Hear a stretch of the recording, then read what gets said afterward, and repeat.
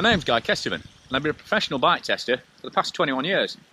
And today I'm in the glorious Peak District in Derbyshire because the bike I'm testing is a local legend.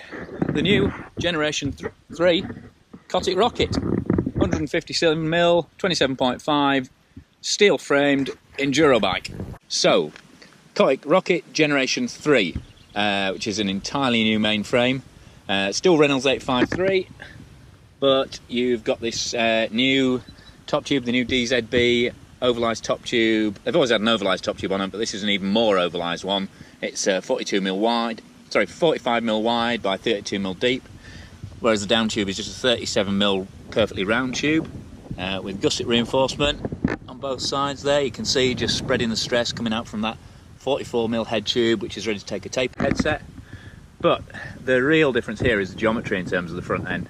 64.5 degree with this 160mm fork in there, 64 degree with a 170mm fork in there, and then 75 degree seat angle, put you in the right position for climbing, and then this massive long top tube which gives a reach of 481mm. I mean, that's a vast reach. Cotic call it the Longshot geometry, and it really is long even by radical progressive trail bike standards. And that's because it's all optimised around 35mm to 50mm stems, or you could go even shorter with something like a Percenti 25mm. Cotic fit their own bars now, really nice, 780mm wide bar, perfectly decent set of pipe, and at a cost-effective price, so that's always good. I have been running it with all the spacers in because it's actually quite a short head tube.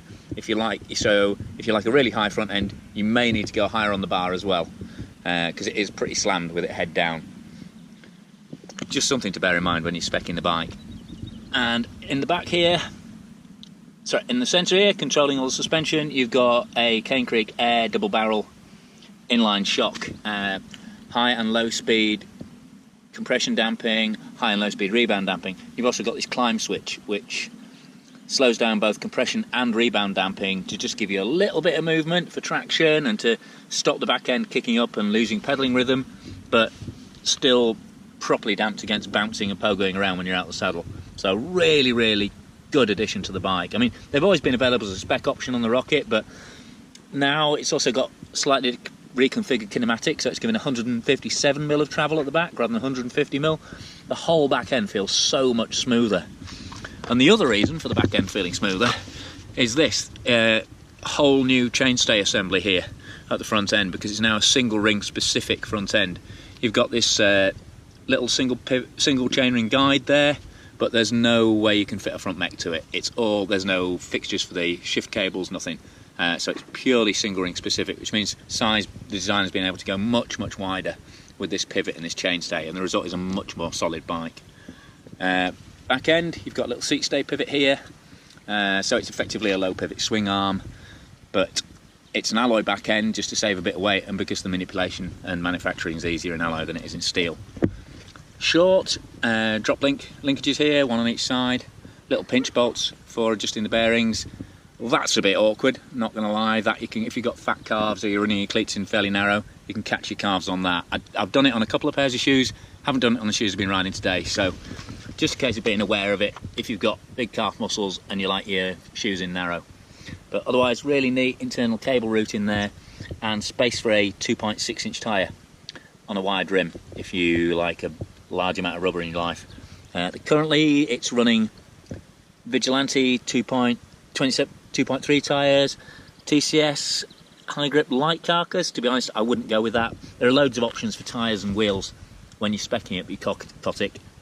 When you're speccing up your Rocket, I'd actually go for a wider rim, one of the wider Hope Enduro rims, and I'd go for a tough, fast compound tyre on the back.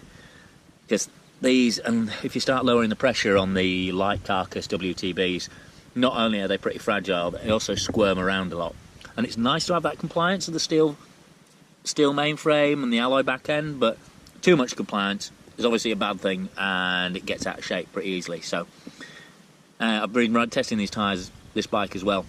Been testing this bike as well with a more stable carcass with a Bontrager SE4 and XR4 tyres on it, and the ride's noticeably more planted, so you might want to play around with tyre spec. It's all, it's all up to negotiation when you buy the bike.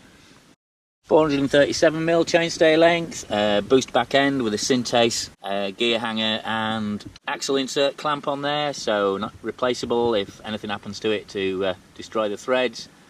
And 1253 wheelbase on this large, so it's a length, as you can see, it's a very long and very naturally stable beast.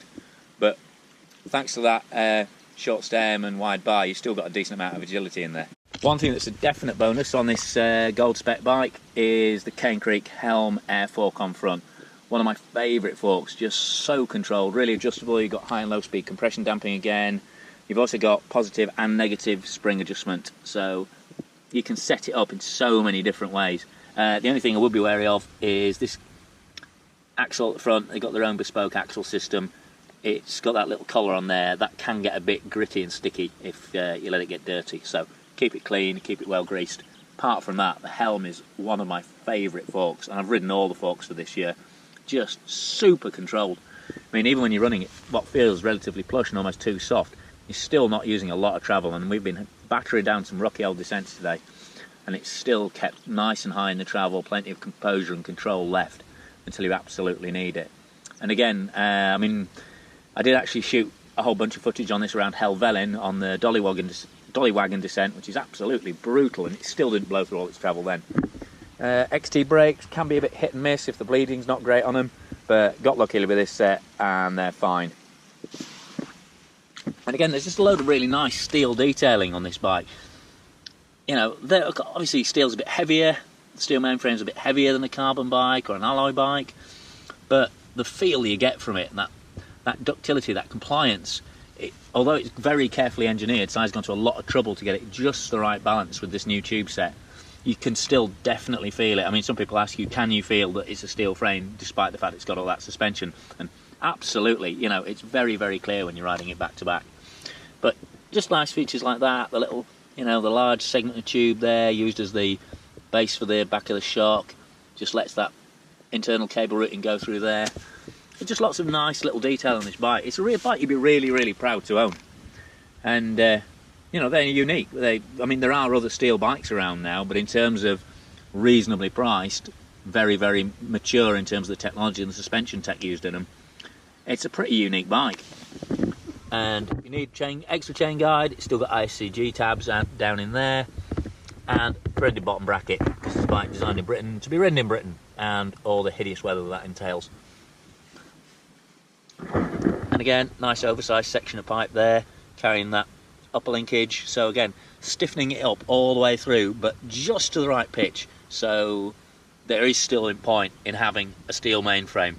You know, you are getting some gain in terms of the compliance and resonance and the way it reacts to the ground, but obviously that's going to come up more in the live ride video if you've seen that. If 27.5 by 2.6 isn't enough rubber for you, then of course you've got the Rocket Max, which will take a 27.5 by 2.8 tyre plus tyre, or a 29er wheel if you want even more speed and even more smoothness in your rocket frame. And if 157mm travel is too much, then go for the Flare Max, which is 120mm travel. We've got a review of the Generation 2 frame of that on site now, but that's already been updated with a Longshot geometry as well. So that's the Cotic Rocket, 157mm, really distinctive bike. I mean, bred in the Peak District, some of the most glorious technical riding out here in England, and but applicable I mean, I've ridden this bike all over the place, like I say, Helvellyn, I've thrashed it around local black runs on trail centres, some really sketchy old school descents, and the whole package geometry and the ride quality and the smoothness of the bike, just really, really, it's just an outstanding ride. It still is, you know. Si's modernised it without losing any of that character that it's always had. Kept that real Cotic ride quality that's always made them so distinctive, but also added a bunch of stability, particularly in the back end, a bunch of stiffness that makes it a proper pinner now. It really is a rocket. I mean, before it did have some moments where it could get sketchy at really, really high speeds, depending on the tyre combo and stuff like that. And the tyre combo I'd still change with it, but the frame now is absolutely superb. Just, I've loved riding this bike. I've been riding it for a while now and had a superb session on it every time. Thanks for watching. Please like, please share, please subscribe. Makes a massive difference in me being able to do more of these videos, and I hope you enjoyed it. Thanks for coming along for the ride.